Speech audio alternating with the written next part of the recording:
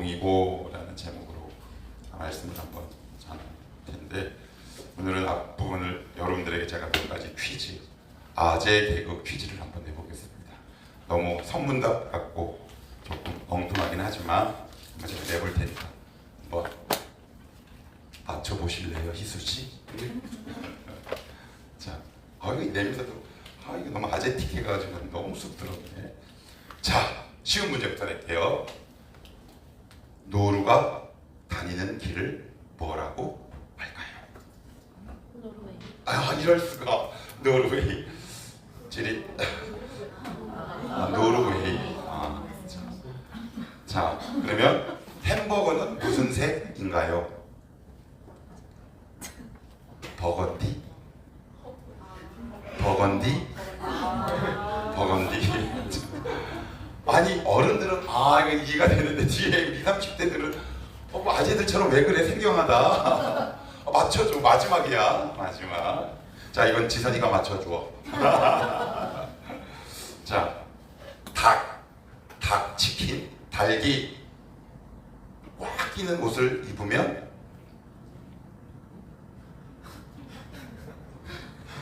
규민이 알지? 근데 아는 사람 있어요? 자, 우리 집사님 뭐라고요? 닭튀김? 자, 여기서 그 땅에서 부러지는 수많은 자, 집중합시다. 꽃기요. 꽃기요. 이럴 때는 크게 웃어주는 것이 문제를 낸 자의 그게 있고 합니다. 네, 엎드려 절박해 해주셔서 참 이따가 예배 끝나고 보도록 하겠습니다. 제가 너무 이렇게 엉뚱하고 생경하게 이런 아재 개그식 퀴즈를 했냐면, 이 퀴즈를 전 여러분들에게 내고 싶었어요. 갑자기 좀 이렇게 선이, 그리고 분위기가, 톤 앤 매너가 좀 너무 달라져서 저도 좀 당황스럽긴 한데, 여러분 스스로 답을 해보시면 좋을 것 같아요. 제가 단도직입적으로 물을게요. 여러분 지금 행복하십니까? 제가 예전에 한번 신방을 갔어요. 그랬더니 한 권사님의 얼굴이 참 어두웠습니다. 그래서 원래 준비한 본문은 따로 있었어요. 그래서 보자마자 생각나는 본문이 있고 해서 본문을 바꿔서 제가 말씀을 짧게 전하기에 앞서서 그 권사님에게 이렇게 질문을 던졌습니다. 권사님, 행복하세요? 그랬더니 이게 난감한 거야. 난감. 행복 안 하다고 하자니 권사고, 행복하다고 얘기하자니 안 행복하고, 우리잖아요. 그죠? 다시 한번 이 질문을 오늘 하나님이 여러분에게 던진다면 여러분 어떻게 대답하시겠어요? 청원함 식구들아, 너희들 행복하니? 성도라 안 행복하다고 하면 안 될 것 같고, 행복하자니? 이게 그 중간에 있는 우리의 모습을 발견하게 되지 않나요? 그러면 여러분들이 한번 저에게 질문을 던지겠어요? 목사님은 행복하시오? 시작. 목사님은 행복하세요? 모르겠어요. 이래야지 이 본문 안으로 같이 들어갈 것 같아요. 저도 답은 알고 있지만 때로는 이 작은 교회를 섬기는 데 있어서 내가 행복한가?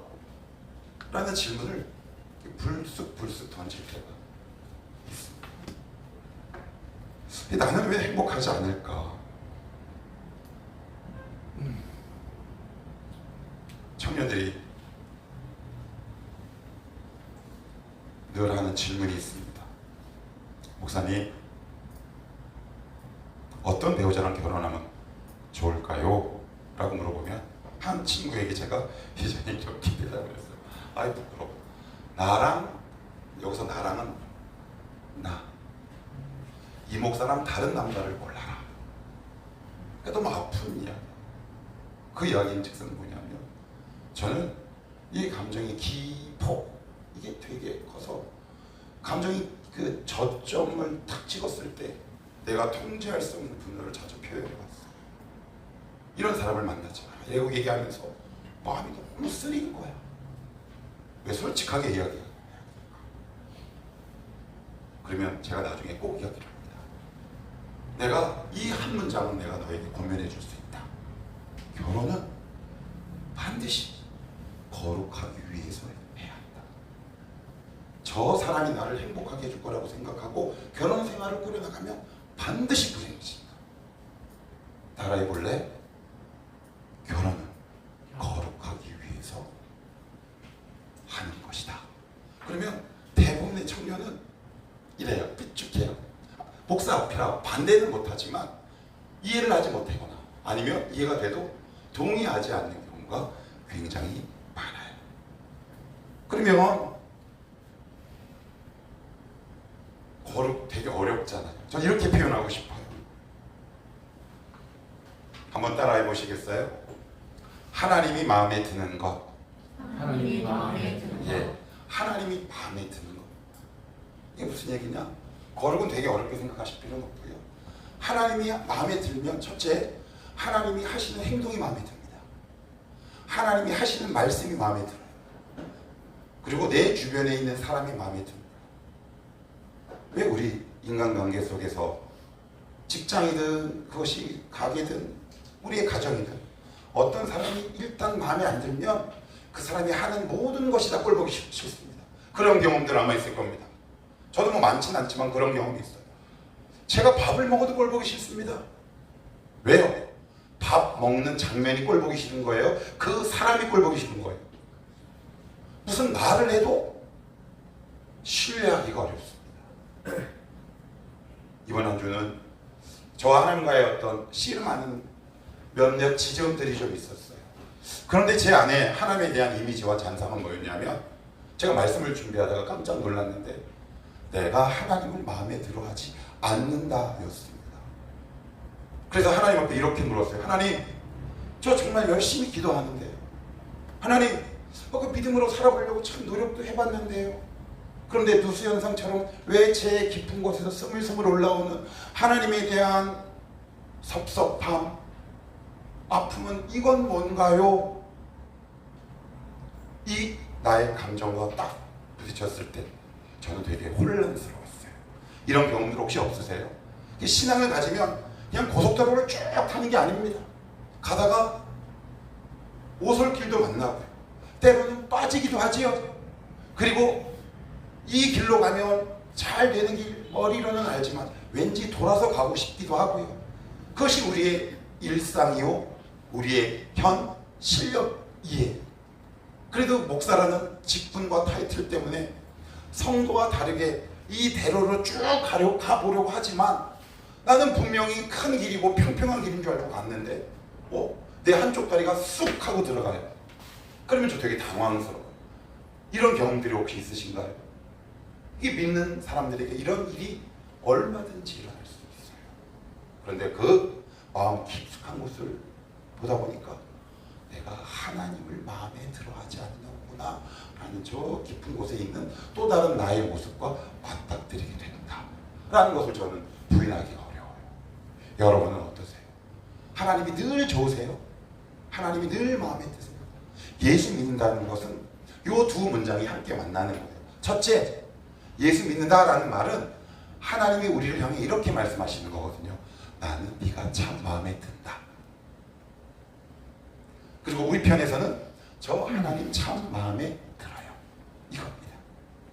여러분 혹시 최근에 하나님이 마음에 드십니까? 하나님이 마음에 안 들면 하나님이 모든 입에서 나오는 말씀, 하나님이 여러분들 통해서 역사하신 모든 것들이 꼴보기가 싫어집니다. 그거는 그 일이 마음에 드는 것이 아니라 하나님이 마음에 들지 않는 겁니다. 이 마음이 우리 가운데 있게 되면 어떤 일이 생기냐면 첫째, 내 주변에 있는 사람들이 부끄러워집니다. 내 배우자가 부끄러워져요. 내 주변에 나와 관계 맺고 살아가는 우리 가족들이 참 꼴보기가 싫어집니다. 동의하십니까? 누군가 내 배우자의 직업이 부끄러워지고요. 그리고 우리 자녀의 이 모습이 너무 부끄러워요. 그건 그 뿌리가 어디냐? 하나님이 지금 내 마음에 들지 않는 겁니다. 그러면 하나님이 여러분들에게 주신 모든 것이 마음에 들지 않습니다. 여러분들 부모님들 마음에 드십니까? 여러분들 혹시 자녀들 마음에 드시나요? 아니면 우리 교회가 마음에 드시나요? 더 나아가 볼까요? 여러분들 직장 동료가 마음에 드십니까? 그러면 더 깊이 가봅시다. 여러분은 여러분 스스로가 마음에 드십니까? 오늘 이렇게 궤도에서 벗어난 우리의 마음이 하나님 앞에 정조준되는 예배가 되기를 축복합니다. 하나님 우리가 참 마음에 든다라고 말씀하셨는데 왜 나는 하나님이 왜 이렇게 마음에 안 들까요? 그래서 일어난 나의 믿음의 현상들을 한번 하나님 앞에 올려드립니다. 제가 너무 꼴보기 싫습니다. 우리 아내가, 내 배우자가 너무 부끄럽습니다. 뭔가 이 목사처럼 대로인 줄 알고 걸어가다가 한쪽 발이 늪에 kak빠져버립니다. 오늘 말씀을 통해 그 빠진 발이 늪에서 나오게 되기를 축복합니다. 그래서 다시 이 어그러진 이 다리를 고쳐 믿음의 길로 바르게 걸어갈 수 있었으면 좋겠습니다. 우리 말씀 안으로 한 걸음 들어가 보십시다. 먼저 이 베드로 전서는 고난당하고 있는 그 당시 소아시아 지역, 소아시아는 어디라고 했습니까? 터키 지역을 중심으로 한 여러 나라들을 소아시아라고 했어요. 터키에 있는 타우루스 산맥 위쪽에 있는 흩어져 있는 크리스찬들에게 그 당시 네로 황제의 핍박과 환란을 통해 너무나 가슴 아파하고 있는 성도들을 향해 베드로 사도가 편지를 쓰기 시작합니다. 그러니까 그를 위로하고 격려하고, 우리가 너무 고난 힘들게 받기 시작하면 예수 믿는 게 힘들어지고 그 믿음의 길에서 자꾸 벗어나게 되잖아요. 그들을 다시 믿음의 궤도로 올리고 어떻게 하면 바르게 믿어갈 것인가에 대한 답을 주고 있어요. 첫 번째, 자 여러분들 13절 말씀을 한번 여러분들 읽어보시겠어요? 자 시작. 그러므로 너희 마음에 허리를 동이고. 거기까지요. 그러므로 너희 마음에 허리를 동이고. 여기 되게 재미있는 표현이 나오는데, 그래서 동이다라는 표현은 신약 성경에서 여기밖에 안 나와요. 그래서 학자들 사이에 이거 이상하다, 설왕설래 토론이 생긴 거야. 보통은 여러 군데 표현들이 나오는데 유독 동이다라는 말은 여기서만 쓰였어요. 그래서 학자들 사이에 지금도 논쟁거리가 된대요. 이게 과연 베드로가 쓴 게 맞느냐? 신약의 다른 모든 서신서와 복음서를 봐도 이 표현은 여기가 유일하다. 그런데 구약 성경이 한 군데 더 있어요. 그게 어디냐? 출애굽기 12장에 주님께서 이스라엘 백성을 출애굽시키면서 뭐라고 말씀하시느냐? 허리를 졸라 매고 라는 표현을 차용한 겁니다. 이게 뭐냐면 원어의 뜻은 이거예요. 저는 지금 무엇을 입고 있나요? 수트, 양복을 입고 있어요. 넥타이를 매고요. 그리고 버튼을 잠갔어요. 그리고 와이셔츠를 입었습니다. 이것이 보통 현대를 나타내는 남자들의 복식, 의상이에요. 그런데 그 2000년 당시 이스라엘 사람들의 복식은 뭐였냐면 통으로 된 원피스예요. 남자들. 그러니까 그것이 이불이 되기도 하고요. 가난한 사람 경우에는 그것이 자기의 전 재산이에요. 그래서 복음서나 성경 곳곳에 보면 너희가 옷가지를 전당 잡혔으면 그것을 해가 지기 전에 돌려주라라고 해요. 왜냐하면 옷을 다 가져가면 덥고 잘 이불이 없는 거야. 어떤 옷이라고요? 원피스. 치렁치렁한 겁니다. 이게 치렁치렁한 거예요. 근데 이거를 동이다라는 사전적 의미는 나누어져 있거나 흩어져 있는 것을 한 대로 모으고 묶다라는 뜻입니다. 이게 무슨 말일까요? 여러분 혹시 어릴 때 부모님으로부터 이런 얘기 들어본 적 있습니까? 너는 아주 그냥 바지 좀 확 올려서 안 입냐? 네가 무슨 힙합 가수야?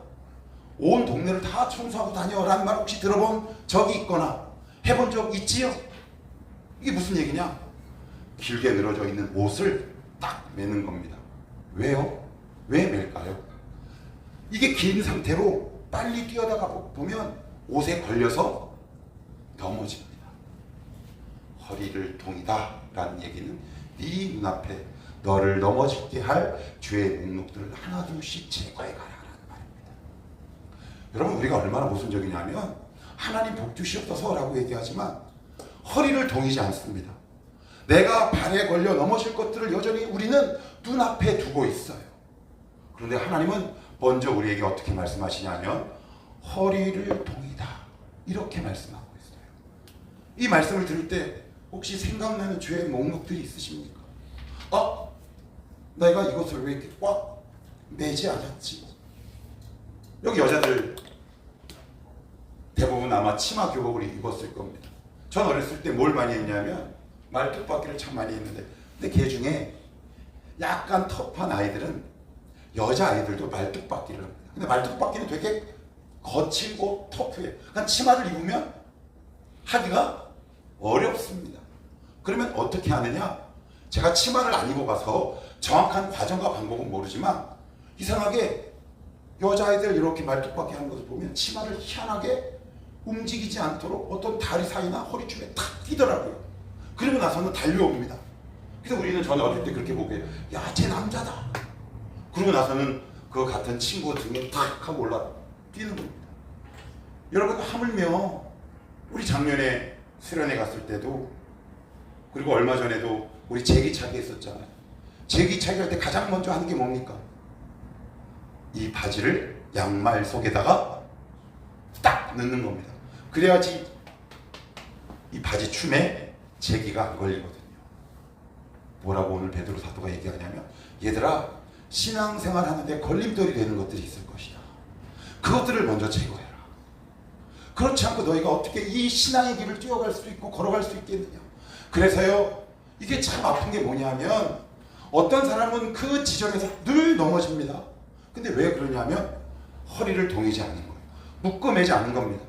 말씀으로 묶어매지 않으면, 여러분, 이거 묶어매도 나중에 풀어집니까? 그대로 있습니까? 그러면 언제 다시 동이고 매야 하겠습니까? 날마다 하는 겁니다. 우리는 날마다 이 길게 늘어진 이 자락을 끈으로 꽉 매고 살아가는 사람들입니다. 이 작업을 하라고 얘기합니다. 그래야 우리가 넘어지지 않는다라고 얘기합니다. 여러분들이 늘 넘어지는 지점이 있습니다. 내가 늘 나오는 쓴뿌리 그 지점이 있어요. 오늘 말씀을 통해 그 지점이 여러분들 온전히 밝혀질 수 있기를 축복합니다. 하나님, 저 이 지점에서 늘 넘어져요. 하나님, 말씀으로 꽉 동여맬게요. 도와주십시오. 도와주십시오. 그런데 우리의 고민이 있어요. 뭡니까? 뭐예요? 이렇게 해야 되는데 잘 안 돼서 베드로는 저 끝에 이런 문장을 이어갑니다. 여기 한번 보시겠어요? 13절 처음부터 다시 한번 읽어봐요. 시작. 그러므로 너희 마음의 허리를 동이고 근심하여 예수 그리스도께서 나타나실 때에 너희에게 가져다 주실 은혜를 온전히 바라시오라. 예, 은혜를 온전히 바라랍니다. 여기 보면 우리 한글 개역이나 개정에는 주실 이렇게 되어 있어요. 미래라고 되어 있죠. 근데 헬라어 원어에 보면 현재형으로 되어 있어요. 그게 무슨 얘기입니까? 하나님의 은혜를 바라라 라는 말입니다. 그런데 왜 우리는 이 하나님의 은혜가 잘 느껴지지 않을까요? 왜 하나님의 은혜가 오늘도 내 현장 속에서 구현되지 않을까요? 오늘도 나를 돕고 계시는 그 하나님의 은혜가 왜 나는 체험되지 않을까요? 여러분, 혹시 은혜에 대해서 누군가가 물어보면 은혜는 이런 거다라고 혹시 답을 하실 수 있겠습니까? 오늘 이 자리를 통해서 은혜가 뭐다? 라고 여러분들만의 언어로 정립되기를 축복해요. 은혜가 뭐냐? 고린도후서 12장 10절을 읽어보십시오. 고린도후서 12장 10절. 한번 여러분들 찾아봅시다.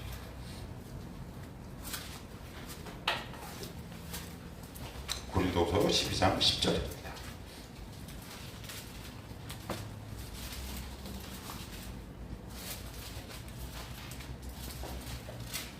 고린도후서 12장 10절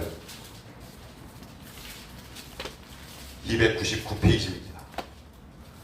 자, 12장 10절을 제가 읽겠습니다. 그러므로 내가 그리스도를 위하여 약한 것들과 능욕과 궁핍과 박해와 곤고를 기뻐하노니, 이 다음 문장이 제일 중요합니다. 이는 내가 약한 그때의 강함이라. 뭐가 강하다는 겁니까? 하나님의 은혜가 강하다는 겁니다. 여러분들 제일 두려운 게 뭐예요? 여러분들 약해지는 거 두렵잖아요. 그런데 성경은 우리 보고 뭐라고 말씀하는 줄 아십니까? 약해져라 라고 말씀합니다. 그런데 우리는 하나님, 저 강하고 싶어요 라고 얘기합니다.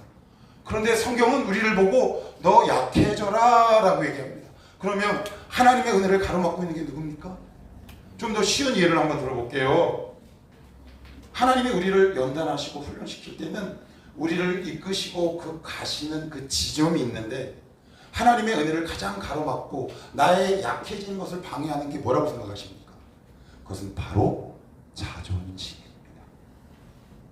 자존심이 우리는 상하면 우리는 강해지려고 마음 먹습니다. 왜 하나님의 은혜가 내 가운데 깊이 들어오지 않을까요? 하나님이 우리를 낮추실 때 우리 가운데 아직도 남아있는 자존심이 남아있는 겁니다. 그래서 화가 납니다. 불현듯 내 안에 분노가 치밀어 오르는 거죠. 이 작업은 하나님이 우리를 낮추심으로 우리를 정말 강하게 하시려는 하나님의 큰 계획 속에 있는데 우리는 그것을 인정하지 않습니다.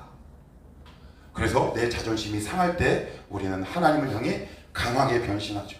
그래서 우리는 아이언맨이 입는 수트로 그 즉시 환복합니다. 그러면서 이렇게 얘기하죠. 하나님 도와주십시오. 그런데 오늘 성경은 뭐라고 얘기합니까? 너 정말 은혜 받고 싶니? 그러면 너 약해져야 한다. 여러분 혹시 최근에 여러분들의 자존심을 건드는 일이 있으셨나요? 그것 때문에 여러분들 잠잠하고 있었던 나의 쓴뿌리가 확 올라와서 쓴 말이나 행동을 한 경험이 있으십니까? 왜 그럴까요? 하나님이 여러분들을 약하게 만들어 가십니다. 그래야 거기서 하나님의 은혜가 드러나는 거죠. 그 가장 하나님의 은혜가 드러나는데 방해물이 뭐다? 여러분 자존심입니다. 여러분 자존심. 제가 이번 주 씨름했던 기도 제목이 뭔지 아십니까? 하나님 이 정도 했으면 저 자존심 좀 세워주셔야죠. 그런데 마음이 평안하지가 않더라고요. 마음이 평안하지가 않아. 하나님 이 정도면 이제 좀 저 자존심 좀 세워주실 때 되지 않았어요? 그런데 하나님은 아무런 말씀을 안 하시고 이 말씀을 준비하다가 묵상 중에 이런 생각을 문득 떠오르게 하시더라고요. 자존심. 아, 내 안에 아직도 자존심이 남아있구나. 나 아직 덜 약해졌구나. 그래서 오늘 제가 찬양을 약할 때 강함 주심. 여러분 이 찬양을 몇 번 부르셨나요? 수백 번 더 불러봤을걸요. 그런데 우리는 여전히 하나님이 강한 게 아니라 내가 강합니다. 하나님은 여러분들을 도우실 때 반드시 방법이 있습니다. 여러분들을 약하게 하십니다. 그래야 어떤 고백이 나오나요? 하나님 저 할 수 없습니다. 하나님이 도와주시옵소서라는 고백으로 우리를 이끕니다. 그 고백이 나오는 성도들이 하는 방법이 바로 기도이기도 하고요. 기도는 하나님께 항복을 선언하는 겁니다. 제가 할 수 없습니다. 오직 내 안에 계신 하나님만 가능합니다. 우리가 왜 기도 안 하냐면요, 내가 아직 너무 강한 거예요. 이유는 되게 당연합니다. 그리고 되게 많습니다. 현실적인 문제, 인간관계의 어려움, 부부 사이의 불화, 다양한 조건과 여건과 항목들이 너무 많지만 그 기도가 되지 않는 가장 깊은 곳에는 여전히 내가 나의 주인이고 싶은 나의 자존심이 하나님과 나 사이의 기도의 힘을 꽉 막고 있는 거겠지. 그래서 내가 기도가 끊어진다 라는 말은 그 즉시 내가 나의 주인임을 선포하는 겁니다. 정말 하나님 앞에 나의 연약함을 아는 사람은 꿇을 수밖에 없어요. 하나님이 오늘도 여러분들을 약하게 하실 겁니다. 근데 이 설교는 좋아하지 않아요. 원래는 저는 이렇게 하고 싶었어요. 하나님의 은혜 받게 하시면 여러분들 잘 될 줄로 믿습니다. 얼마나 쉽고 명료합니까? 얼마나 우리의 아멘을 이끌어내기가 쉽습니까? 사실 이 메시지는 저도 전하기 싫어요. 왜요? 나도 이 과정을 통과하고 있는 또 하나의 평범한 성도이기 때문에 그렇습니다. 하나님이 오늘도 여러분들을 현장에서 약하게 하실 겁니다. 그 이유는 뭐다? 하나님, 저희 더 이상 제 힘으로 되지 않습니다 라는 항복을 받고 싶어 하시는 겁니다. 그러면 여기서 제 이야기예요. 그런데 왜 맨날 나만 약해져야 돼요? 저 이 질문을 던졌어요. 그랬더니 하나님이 참 빠르게 응답하십니다. 네 아픔이 나의 아픔, 네 연약함이 내 연약함. 내가 이미 십자가에서 당해받고 네 안에 성령님이 계시지 않느냐. 그 이야기는 내가 너와 함께 하겠다라는 말인데, 그것은 단순히 그냥 함께 하겠다는 말이 아니라 너의 고통이 나의 고통, 너의 슬픔이 나의 슬픔이라는 얘기다. 어떻게 너와 나를 이분법적으로 분리할 수 있겠느냐. 진성아, 너의 섭섭함이 나의 섭섭함이요, 너의 아픔이 나의 아픔이요, 너의 고통이 나의 고통이다 라고 하나님이 말씀하시더라. 여러분 은혜 받고 싶으십니까? 하나님의 은혜가 여러분 삶에 정말 필요하십니까? 정말 필요하십니까? 그러면 하나님이 은혜 주실 줄 믿어요. 그렇지만 이거는 기억합시다. 그 은혜가 내 자존심이 꺾이게 될 수도 있는 것. 나는 은혜 받는데 왜 나는 여전히 자존심 상하는 일들이 많아져요? 그러니까 그게 은혜지요. 자존심이 꺾이지 않으면 어떻게 내가 내 안에 하나님을 의지하겠습니까? 여러분 돈 벌러 가보십시오. 나의 자존심을 꺾이는 일, 저를 아무도 알아주지 않습니다. 제가 예전에도 말씀드렸죠. 은행에 대출을 받으러 갔더니 담임 목사가 아니라 대출을 해줄 수 없다. 그래 내가 추수해. 제 자존심이 얼마나 긁혔는지 모릅니다. 여러분 최근에 어떤 자존심을 긁히셨나요? 그건 하나님이 내가 너를 돕고 있는 방법이다 라고 말씀합니다. 동의 안 하시죠? 동의하든 안 하시든 이것은 맞는 말입니다. 이 과정을 통과하셔야 합니다. 마지막으로 하나만 더 볼게요. 17절 한번 보시겠어요? 17절입니다. 17절 자 시작. 외모로 보시지 않고 각 사람의 행위대로 심판하시는 이를 너희가 아버지라 부르짖 너희가 나그네로 있을 때를 두려움으로 지나. 이게 지금 공동서신에 계속 반복되는 단어가 뭐냐면 나그네랍니다. 나그네. 저는 개인적으로 여행 되게 좋아합니다. 그래서 최근에 제가 어떤 일을 했냐면 부끄러운 이야기인데 저희는 8월 휴가 때 휴가 갈 장소를 예약을 했어요. 당첨이 됐어요. 그래서 지금 웹 서핑을 하고 있습니다. 근데 어디 가서 먹을까? 우리 딸들이 아빠 게장 먹으러 가자. 콜. 설렙니다. 근데 제가 예전에 여행에 관련된 한 책을 보다가 지금도 무슨 책에서 봤는지 모르겠는데 지금도 기억에 남는 문장이 있는데 참 맞다 싶습니다. 제가 한번 읽어볼게요. 여행을 떠나는 이유는 집에 돌아오기 위함이다. 여러분 집 없이 여행하는 것을 뭐라고 하는 줄 아십니까? 방랑이라고 합니다. 노숙자를 보고 이것저것 자는 것을 보고 여행이라고 하지 않습니다. 방랑이라고 합니다. 그러면 우리는 나그네다라는 말은 이 땅에 여행 왔다라는 말입니다. 그러면 우리는 반드시 돌아갈 집이 있어요. 자, 이것을 제가 이렇게 비유 한번 해볼게요. 우리 외국 혹시 최근에 갔다 오신 분 누가 있으세요? 우리 지선이 예전에 한번 대만 한번 갔다 오지 않았나? 아니나? 일본. 그때 가서 무슨 크래커 뭐 사왔는데 넣으세요? 아우 지선 그렇다고 사오란 말은 아니야 지선아. 우리 자꾸 지선이란다. 큰일 난다. 내가 지선이를 편애하나? 그건 아닌데 우리 이영이가 그때 누가 크래커인가? 네. 되게 맛있게 먹었어. 맛있게 먹었어? 네. 되게 고마웠어. 여러분들 외국 여행 가시면 하다못해 제주도에만 가도 그 맛대가리 없는 감귤 초콜릿 사오잖아요. 외국 가면 이건 누구 거? 그죠? 이건 엄마 거. 이건 아빠 거. 이건 뭐 누구 거. 그래서 이렇게 바리바리 짐을 쌉니다. 쌉니까 안 쌉니까? 그죠? 갔으니까 그래도 또 호주 초콜릿이라도 좀 사갖고 와야지 라든가 이건 누구를 막론하고 그런 마음이 드는 건 사실이에요. 그러면 이제 비행기를 타죠. 그리고 인천공항을 통과합니다. 그리고 집에 오죠. 그런데 만약에 우리 의민이 아니 둘이 요 녀석들이 자매가 일본 여행을 떠났는데 아빠 것만 안 사왔어. 그럼 석조근 이 목사는 삐집니다. 두고 보자. 말은 못해. 그럴 수 있지 뭐. 근데 기도할 때 섭섭한 놈 이렇게 되새길 겁니다. 제가 갑자기 뜬금없이 이야기를 왜 하느냐?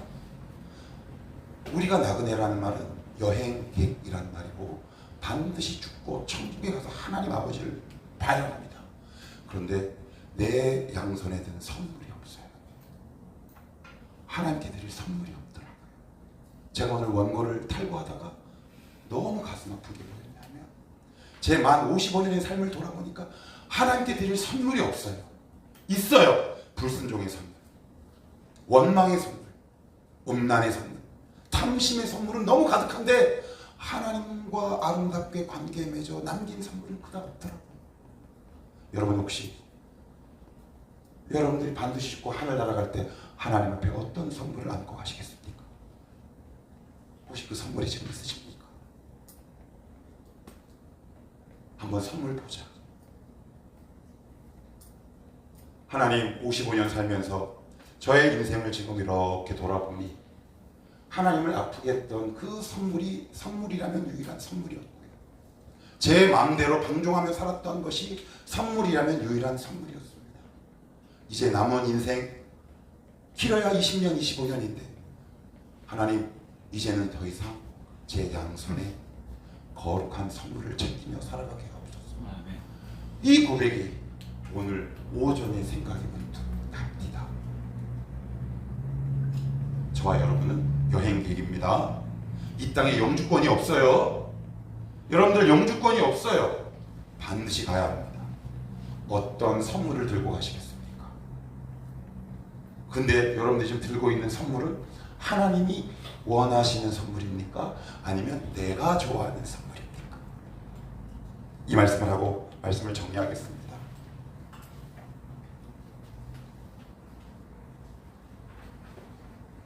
예전에 제가 하나님 앞에 한번 크게 혼난 일이 있습니다.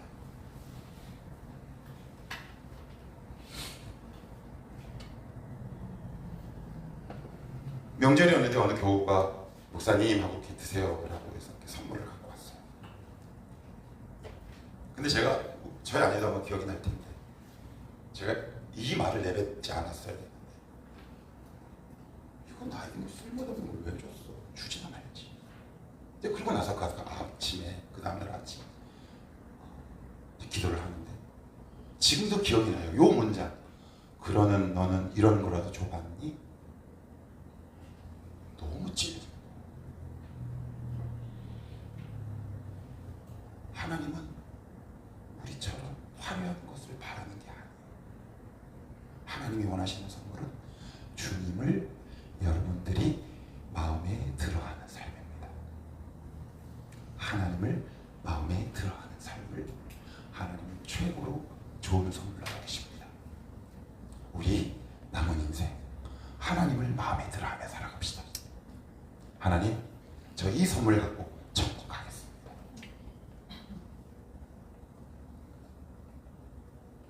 제가 교육전사 때 정말 난처할 때가 있었어요.